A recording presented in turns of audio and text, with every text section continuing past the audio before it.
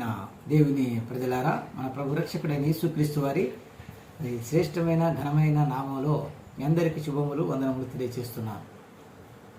ఈరోజు మనము పరిశుద్ధ లేఖనములో నుండి మరి ఒక కొత్త విషయం గురించి నేర్చుకుందాం. ఈరోజు మనం నేర్చుకునబోయే విషయము సదాకాలం నీతో ఉండే దేవుడు. సదాకాలము నీతో ఉండే దేవుడు. కాబట్టి ప్రియులారా, మరి కీర్తనల గ్రంథంలో నుండి కొరహ కుమారులు రాసినటువంటి కీర్తన 48వ కీర్తనలో 14వ వచనాన్ని మనం చదువుకున్నప్పుడు, ఈ దేవుడు సదాకాలము మనకు దేవుడై ఉన్నాడు. ఈ దేవుడు సదాకాలం మనకు దేవుడై ఉన్నాడు. మరణం వరకు ఆయన మనలను నడిపించును.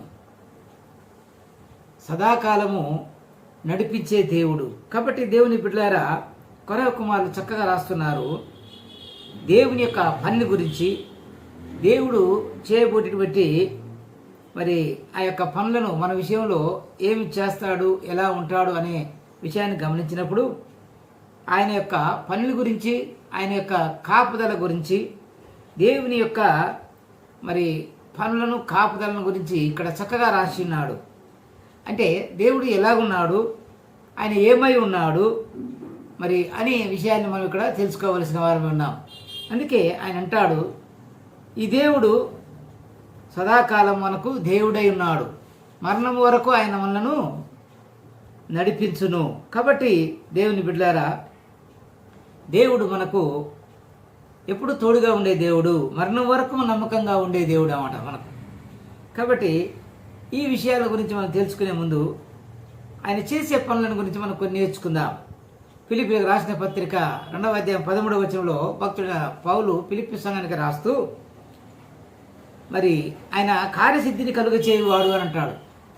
కార్యసిద్ధిని కలుగ చేయవాడు అనగా మనల్ని సామర్థ్యులుగా మలిచేవాడు, మనను సామర్థ్యం కలిగిన వారిగా నడిపించేవాడు, మన ఆలోచనలు మన ఆశలు నెరవేర్చుటకు ఆయన మరి నీలో నాలో మనలో ఉంటాడు. అందుకే దేవుని బిడ్డలారా, మనలో ఉండి లేకపోతే నీలో ఉండి ఆయన తన కార్యాలను జరిగిస్తాడు, తన కార్యాలను చేస్తాడు. అంతేకాదు ఆ కార్యాలను సఫలం చేసే దేవుడుగా ఉన్నాడు.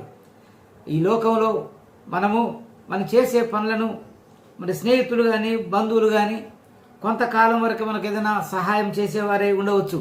కానీ దేవుని బిడ్డలారా, ఆయన మరి ఎల్లప్పుడూ సదాకాలం ఆయన నీతో ఉండి నిన్ను నడిపించే దేవుడై ఉన్నాడు, నీకు సహాయం చేసే దేవుడు. అందుకే ప్రియులారా, ఆయన నిన్ను జ్ఞానవంతునిగా లేక జ్ఞానవంతురాలుగా తయారు చేసి ఆయన నిలబెట్టుకోవాలనేది ఆయన ఉద్దేశం. కాబట్టి మరి అంత గొప్ప దేవుడు మనకు సదాకాలం మనతో ఉంటాడంటున్నాడు. రెండో విషయానికి వచ్చినట్టయితే, దేవుడు తన మహిమను గూర్చినటువంటి జ్ఞానాన్ని క్రీస్తులో వెల్లడి చేస్తున్నాడు. చూద్దాం దేవుని బిడ్డలారా, 2వ కొరింథీయులకు రాసిన పత్రిక 3వ అధ్యాయం 5-6 వచనాలు మనం చదివినప్పుడు, యేసు క్రీస్తు ఎలాగున్నాడంటే తన యొక్క మహిమను కూర్చిన జ్ఞానాన్ని క్రీస్తులో వెల్లడి చేస్తున్నాడు. అనగా యేసు నిమిత్తం ఇక్కడ ఆయన అంటున్నాడు, మేము యేసయ్య కొరకు ఎన్ని శ్రమలు పడతా ఉంటున్నాడు భక్తుడైన పౌలు. ఎన్ని శ్రమలు కష్టాలు ఎన్ని అనుభవిస్తున్నాం. ఎందుకు? యేసు నిమిత్తము మేము మీ పరిచారకులమని ఆయన మరి ఈరోజు మనతో ప్రకటిస్తున్నాడు. అంటే క్రీస్తులో పనివాడిగా, క్రీస్తులో పరిచారకులుగా ఆయన మరి క్రీస్తు కొరకే జీవించినట్లుగా మనం చూస్తాం. అనగా మనల్ని ఆయన తన మహిమార్థమై వాడుకుంటాడు యేసు క్రీస్తులు అని భక్తుడైన పౌలు తెలియజేస్తున్నాడు. కాబట్టి ప్రియ దేవుని బిడ్డలారా, అందుకే మరి ఇక్కడ మనం చూస్తాం 2వ కొరింథీయులకు రాసిన పత్రిక 12వ అధ్యాయం 9-10 వచనాలు కూడా మనం చదివినప్పుడు, నేను ఇప్పుడు చూడండి, నేను ఎప్పుడు బలహీనుడనో అప్పుడే బలవంతుడను. అంటే బలము లేని సమయంలో కూడా నేను బలవంతునిగా నన్ను మార్చేది నా దేవుడు. ఆయన తన క్రియల ద్వారా నన్ను నిలబెట్టగలడు. అందుకే ఆయన నీలో ఉండి తన శక్తితో నిన్ను బలపరుస్తాడు. అందుకే ప్రియ దేవుని బిడ్డలారా, నువ్వు చేసే ప్రతి కార్యాన్ని ఆయన దాంట్లో నీకు జయాన్ని అనుగ్రహించే దేవుడై ఉన్నాడు. దళితులకు రాసిన పత్రికలు మనం చూసినప్పుడు భక్తుడు పౌలు అంటాడు, 2వ అధ్యాయం 20వ వచనంలో ఏమంటున్నంటే, నేను క్రీస్తుతో కూడా సిలువ వేయబడి ఉన్నాను, ఇక మీదట జీవించువాడను నేను కాదు. కాబట్టి ప్రియులారా, నేను క్రీస్తుతో కూడా సిలువ వేయబడి ఉన్నాను అంటున్నాడు పౌలు. ఎందుకంటే ఇక మీదట నేను జీవించువాడను నేను కాదు, క్రీస్తే నా యందు జీవిస్తున్నాడని స్పష్టంగా తెలియజేస్తున్నాడు. అంటే యేసు క్రీస్తు కొరకు ఆయన ఎంత మరి సమర్పించుకున్నాడో మనం చూడండి. కాబట్టి ప్రియులారా, ఆయన మనం బలహీనతలో ఉన్నప్పుడు మనం బలపరిచే దేవుడు, నీలో ఉండి నిన్ను శక్తితో బలపరిచే దేవుడు. దేవుని బిడ్డలారా, మరొక విషయాన్ని మనం చూద్దాం. ఆదికాండ గ్రంథంలో 28వ అధ్యాయం 15వ వచనంలో మనం చూద్దాం. ఇలా రాయబడింది. ఏమంటున్నట్టే దేవుడు, ఇదిగో నేను నీకు తోడై ఉండి నీవు వెళ్ళు ప్రతి స్థలమందు నిన్ను కాపాడుచు ఈ దేశము నిన్ను మరలా రప్పించదను. నేను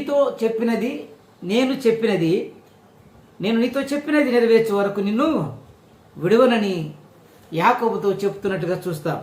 కాబట్టి దేవుని బిడ్డలారా, యాకోబుతో ఆయన ఎప్పుడైతే బెయేర్షెబా నుండి హారానుకు బయలుదేరి మధ్యలో ఆయన రాత్రి అయినప్పుడు అక్కడ తలగడగా ఒక రాయి చేసుకుని అక్కడ నిద్రపోయినప్పుడు అందులో ఆ నిద్రలో ఒక దర్శనాన్ని కంటాడు. అక్కడ ఒక రాయిని తీసుకుని తలగడగా పెట్టుకొని పండుకున్నప్పుడు అక్కడ ఒక కళ కంటాడు. దేవుని బిడ్డలారా, ఇక్కడ యాకోబు ఆకాశం నుండి ఒక కళ కంటున్నాడు. ఏంటంటే ఒక నిచ్చెన వేయబడింది, అది భూమికి తాకినంతగా ఉంది. భూమి నుండి కింది నుంచి పైకి, పై నుంచి కిందికి దేవదూతలు దిగి వచ్చినట్టుగా మనం చూస్తాం. అంటే ఆ సమయంలో మరి దేవుడు యాకోబునకు అక్కడ దర్శన రూపంలో మాట్లాడుతున్నాడు. ఏమంటున్నట్టే, యాకోబు నువ్వేం కలత చెందకు, నువ్వు ఆందోళన చెందవసరం లేదు. ఎందుకనగా నేను నీకు తోడై ఉన్నాను, నీకు తోడై ఉన్నాడు. నీవు వెళ్ళు ప్రతి స్థలమందు నేను కాపాడుచు నేను నీకుతో మరి చేసినటువంటి ఈ వాగ్దానాల్ని నెరవేర్చే వరకు నేను నిన్ను విడువనని భక్తునితో తెలియచేసినట్లుగా మనం చూస్తున్నాం. కాబట్టి దేవుని బిడ్డలారా, ఆయన యాకోబుతో అంటున్నాడు, నేను నిన్ను కాపాడుతాను, నేను చెప్పింది నెరవేర్చే వరకు నిన్ను విడువని అంటున్నాడు. మత్తయి సువార్త 28వ అధ్యాయం 20వ వచనంలో యుగ సమాప్తి వరకు సదాకాలం నేను నీతో కూడా ఉంటాను అని ఇక్కడ మరి దేవుడు తెలియచేస్తున్నాడు. అనగా శ్రమల్లో, ఒంటరితనంలో ఆయన మనకు తోడుగా ఉండే దేవుడు, మనకు భద్రతనిచ్చే దేవుడు. కాబట్టి దేవుని బిడ్డలారా, యెషయా గ్రంథం మనం చదివినప్పుడు 45వ అధ్యాయం 2వ వచనంలో నేను నీకు ముందుగా నడుస్తానంటున్నాడు. అనగా గాఢంధకారపు లోయలో నీకు రాయి తగలకుండా నేను నిన్ను కాపాడుతాను, నిన్ను సురక్షితంగా నడిపిస్తాను, ఈ మార్గాన్ని నేను సరళం చేస్తానంటున్నాడు. యెషయా గ్రంథం 45వ అధ్యాయం 2వ వచనంలో దేవుడు ఇలా మాట్లాడుతున్నాడు, నీకు ముందుగా ఉండి నేను నిన్ను నడిపిస్తాను. కాబట్టి మనం నడిపించే దేవుడు, మన సదాకాలం ప్రభు మనలను నడిపించే దేవుడు. నువ్వు గాఢాంధకారపు లోయలో ప్రవేశించిన, అన్ని కన్నీటిలో నువ్వు ప్రవేశించిన, నువ్వు ఎన్ని ఇబ్బందులు, కష్టాలు, శ్రమను ఎదుర్కొంటున్నప్పటికీ నీకు ఆయన రాయి తగలకుండా కాపాడే దేవుడు, నేను సురక్షితంగా నడిపించే దేవుడు. అందుకే ఆయన మార్గాన్ని సరళం చేస్తున్నట్టున్నాడు. కాబట్టి ప్రియులారా, దేవుడు మనకు మరి తోడుగా ఉండే దేవుడు. కీర్తన గ్రంథంలో దావీదు మహారాజు ఇలా అంటాడు, 107వ కీర్తన 6 మరి 7వ వచనంలో మనం చూసినప్పుడు, నీ త్రోవలను చక్కటి త్రోవల్లో నిన్ను నడిపిస్తానంటున్నాడు. అనగా నువ్వు నడుచు మార్గం అంతట్లో ఆయన నిన్ను నడిపించే దేవుడు. ఆయన నిన్ను ఆపదల నుండి, శ్రమల నుండి, దుష్టుని మరి శోధనల నుండి విడిపించే దేవుడే ఉన్నాడు.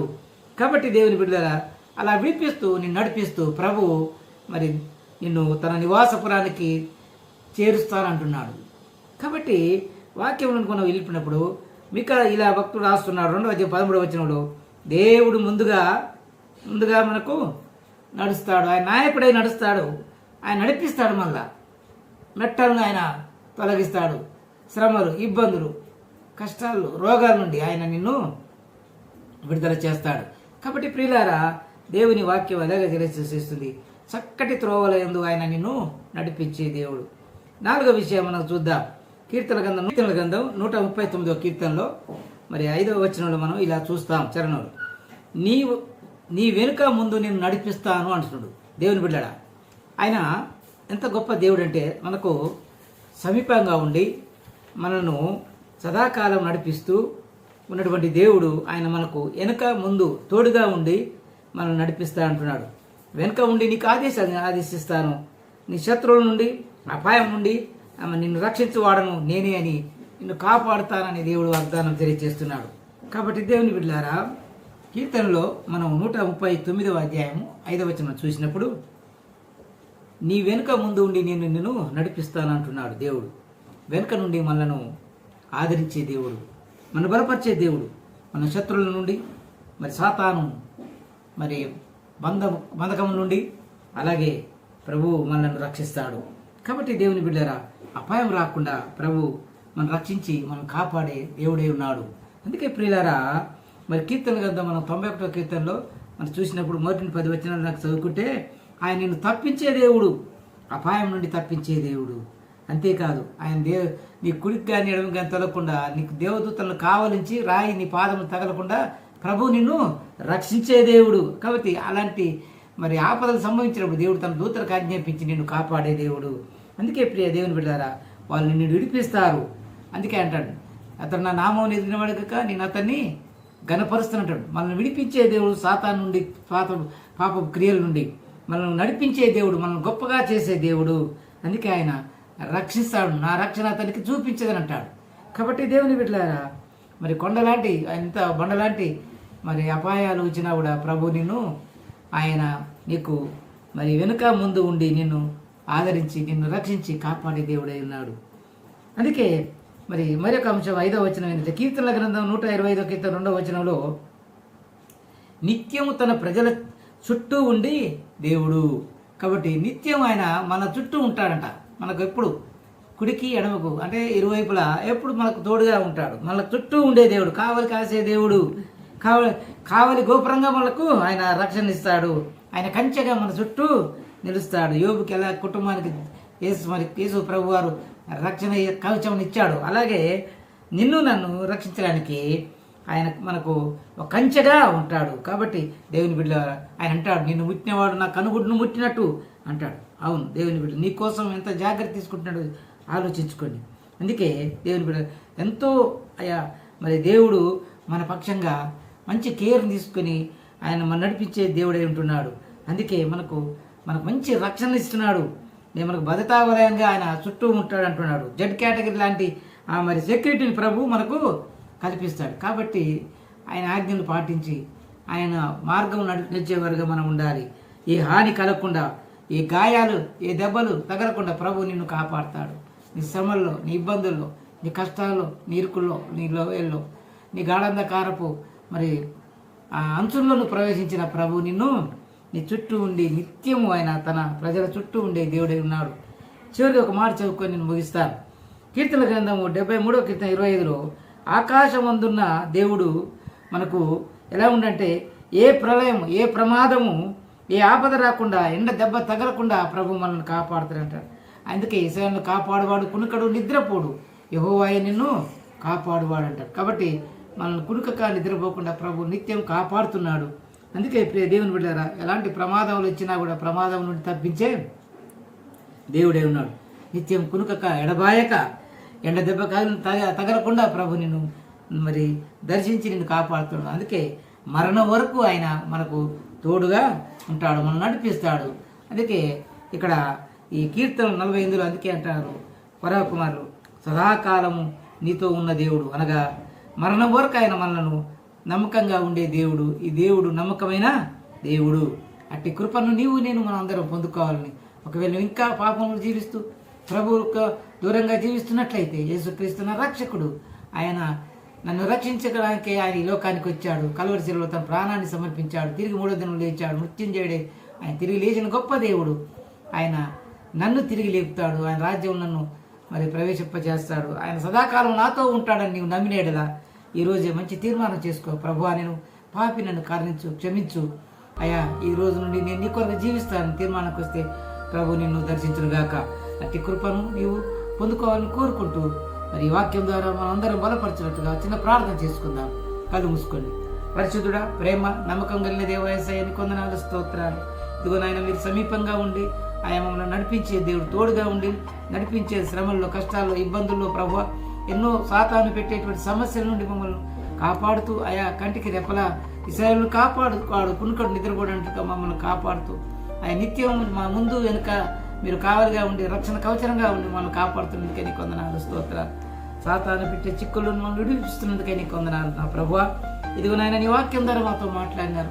ఈ వాక్యం విన్న ప్రతి బిడ్డను బలపరచండి, ఈ రాజ్యవ్యాప్తి కోసం స్థిరపరచండి. మరి ముఖ్యంగా ప్రభువా అనేకులను ఈ యొక్క యూట్యూబ్ ఛానల్ ద్వారా ప్రభువా నీ యొక్క వాక్యం వింటుండగా దాన్ని అంగీకరించి యేసుక్రీస్తు రక్షకుడని తీర్మానం చేసుకుంటే కృప చూపించండి. ఈ రాజ్య వ్యాప్తిలో ప్రభు బిడ్డలందరూ పాల్గొనే భాగ్యం దయచేయమని ఆయన నాకు ఇచ్చిన సమయానికే నీకు వందనాలు, స్తోత్రాలు.